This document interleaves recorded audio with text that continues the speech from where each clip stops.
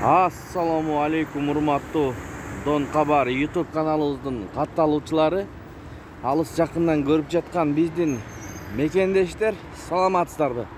19-январ 2024 жыл Бишкек саат 9-тан 20 мүнөт өтүп калды туугандар.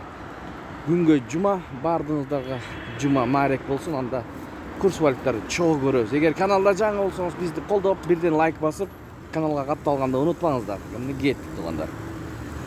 Лидер акча алмаштыруу жайында доллар 89.40, евро 97 сом, рубль 0.997.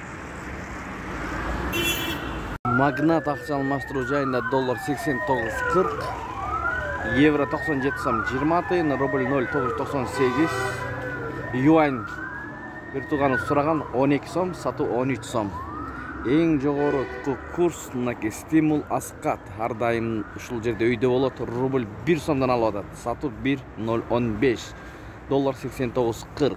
Стимул аскат. Бул обменкада доллар 89.40, евро 97 сом 50 тыйын, рубль 99,5 тыйын. Эки обменканы бир көрүңүздөр туугандар. Доллар 89.40 манистримде, евро 96 сом 80 тыйын, рубль 0.988, фунт 111 сом 18, юань 12 сом 40 тыйын, мурас доллар 89.40, евро 97 сом, рубль 0.996.